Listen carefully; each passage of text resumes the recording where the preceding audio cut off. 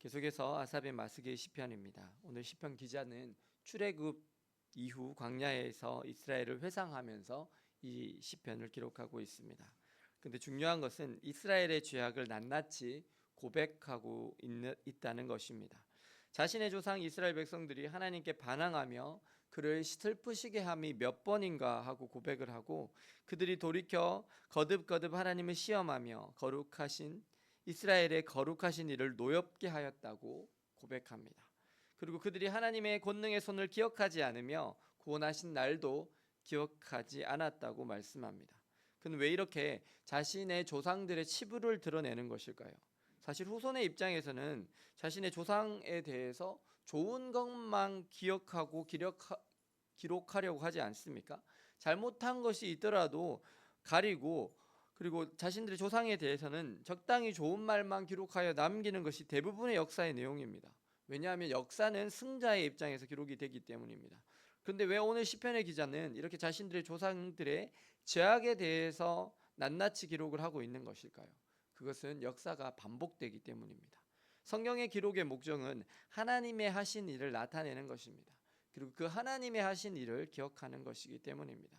성경에는 죄악의 역사가 고스란히 기록이 되어 있습니다. 심지어 다윗 왕의 죄악까지도 그대로 기록이 되었습니다. 만약에 사람의 외압이 들어갔다면 절대로 이런 내용들은 기록이 되지 않았을 것입니다. 그런데도 성경은 성령 하나님의 감동을 통해서 기록된 것입니다. 그래서 자신들의 조상의 죄악도 낱낱이 기록을 하고 있습니다. 왜냐하면 이스라엘의 역사 역시 죄악의 역사이기 때문입니다. 그리고 과거의 역사에 대한 반성 없이는 더 나은 미래가 없기 때문입니다. 지혜로운 사람은 태평성대의 과거의 어두운 역사를 기억합니다. 다윗은 아주 지혜로운 사람이었습니다. 그래서 그는 가장 평화스럽고 부강한 나라의 태평성대의 시대에 이스라엘이 광야에서의 불순종과 죄악을 기록하도록 합니다. 그리고 하나님께서 얼마나 신실하게 이스라엘을 광야에서 인도하시고 약속의 땅으로 인도하여 들이셨는지에 대해서 기록하도록 하였습니다. 그래서 그의 찬양대장인 아삽이 그것을 기록하고 있습니다. 믿음은 우리의 죄악을 보고 하나님의 신실하심을 깨닫는 것입니다. 사실 우리는 죄가 많습니다.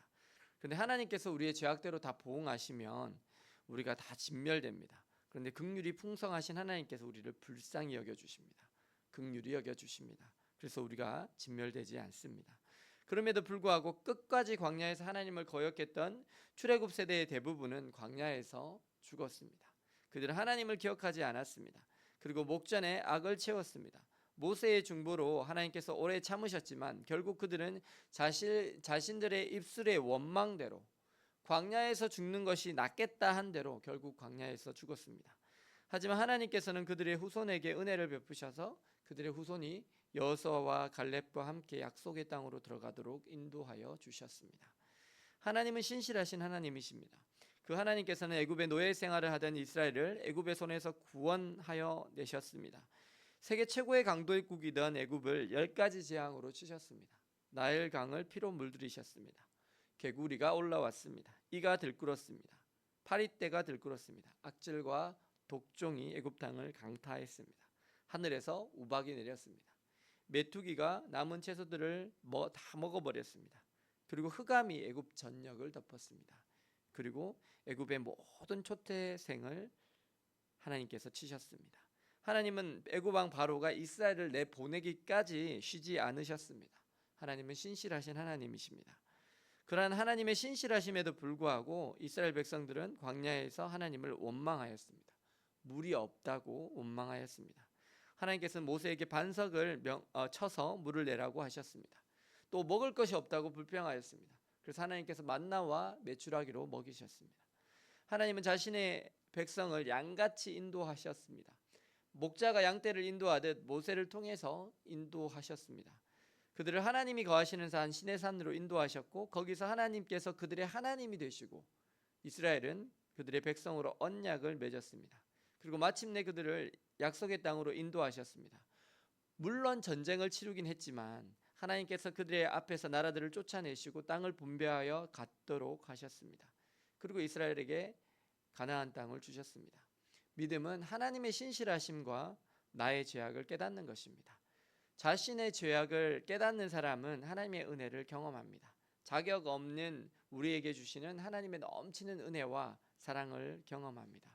그래서 은혜 중에 제일 큰 은혜가요, 내 죄를 깨닫는 거예요. 왜냐하면 내 죄를 그렇게 깨달을 때 정말 우리의 믿음이 더욱 자라나고 하나님의 은혜가 우리 가운데 더 넘쳐나게 됩니다. 하지만 믿음이 없는 사람은 하나님께서 하신 일들을 기억하지 못합니다. 하나님께서 지금까지 신실하게 인도하여 주셨음에도 감사하지 않습니다. 단지 오늘 내게 당장 주어지지 않는 것 하나 때문에 불평합니다. 오늘 우리는 신실하신 하나님을 기억하고 감사하는 삶을 살고 계십니까? 아니면 내게 없는 것 그 하나 때문에 하나님을 원망하고 불평하며 살고 계십니까?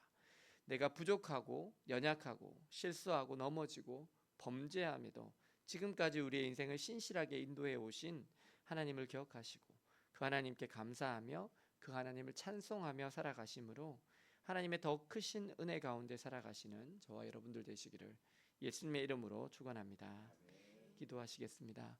사랑과 은혜의 주님, 오늘 하나님께서 신실하게 이스라엘 백성들을 애굽의 속박에서 건져내시고 광야에서 그들을 인도하셔서 약속의 땅에 들어가게 하시는 과정과 그 가운데 원망하고 불평했던 출애굽 세대는 자신들의 말대로 광야에서 다 죽게 되었던 것을 봅니다.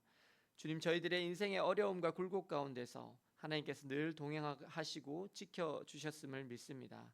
오늘 기도하는 중에도 주님, 저희들의 죄와 또 하나님의 신실하심을 깨닫게 하여 주옵소서.